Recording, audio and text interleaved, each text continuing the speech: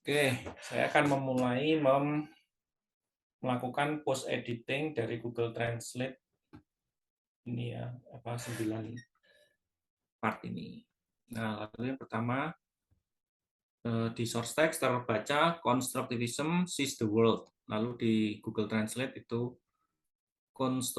constructivism melihat dunia.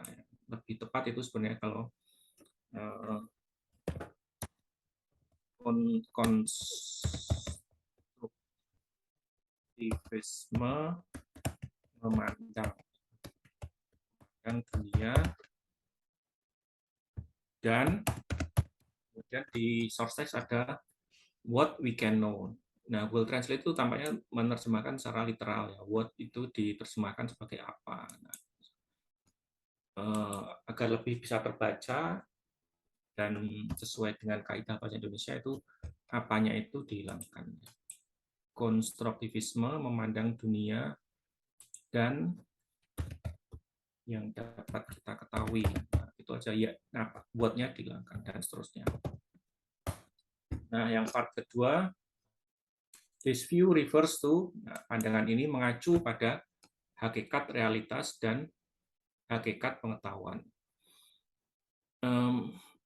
Memang di source text-nya itu nature of reality and nature of knowledge itu nature-nya diulang lagi, tapi agar meningkatkan keterbacaan mungkin lebih baik kalau jadikan satu ya. Jadi pandangan ini mengacu pada hakikat realitas dan pengetahuan.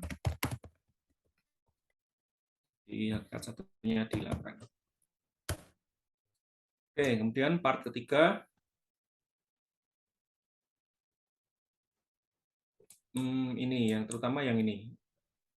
Di source text tertulis 500 British nuclear weapons are less threatening. Menjelaskan bahwa 500 senjata nuklir Inggris kurang mengancam. Itu kurang tepat ya. Jadi mungkin lebih baik 500 senjata nuklir di Inggris, kepunyaan Inggris ya,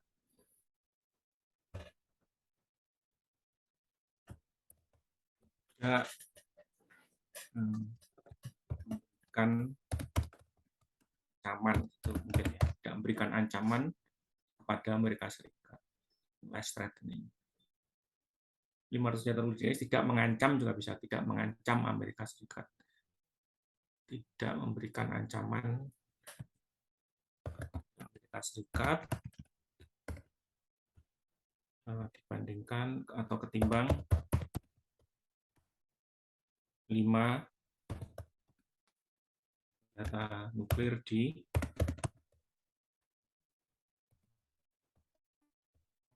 Korea Utara. Ya. Kemudian di part berikutnya ini tiba-tiba ada istilah identification ya. Ini mungkin merupakan istilah teknis.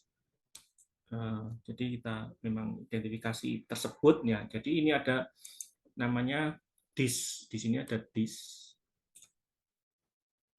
DIS itu terjemahnya memang ini ya secara literal, tapi kalau kita melihat teks ini tampaknya DIS itu merefer ke part sebelumnya, disebut sebagai anaphoric reference.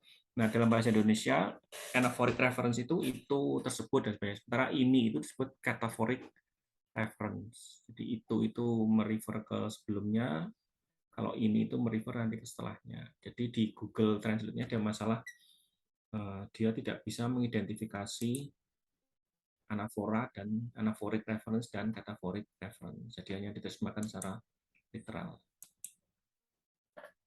Identifikasi tersebut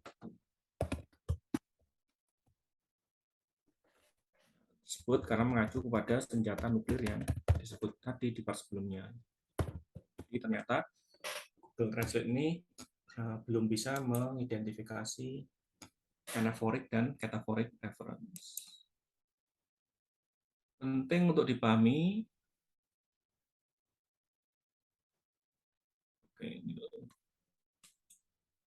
Contoh itu ya, contoh tersebut ya, jadi sudah benar ini sudah menggunakan anaphoric. Tidak memiliki arti kecuali kita memiliki konteks sosialnya. Oke. Kemudian nah ini it further itu tidak harus selalu diterjemahkan ini atau itu gitu ya. Mungkin lebih baik kalau di sini itu langsung lebih lanjut ditunjukkan gitu. Dengan mengubah menjadi kalimat pasif.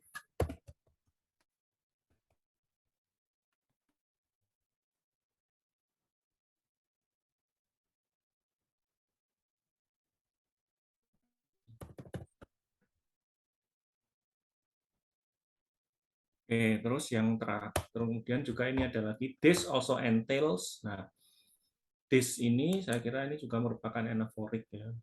Jadi tidak bisa diterjemahkan sebagai ini, tapi menjadi hal tersebut.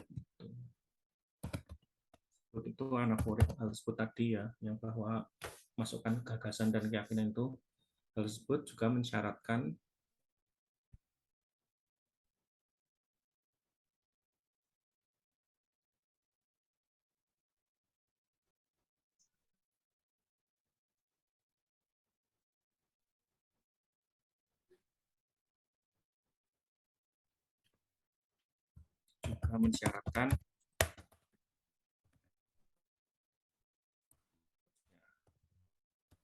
Nah, kemudian dengan kata lain makna are not fixed, makna tidak tetap. Jadi agak aneh ya. Jadi mungkin sebaiknya dengan kata lain makna bukan merupakan sesuatu yang sifat melainkan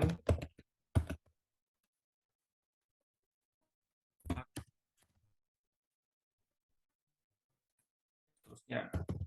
Nah, seperti itu.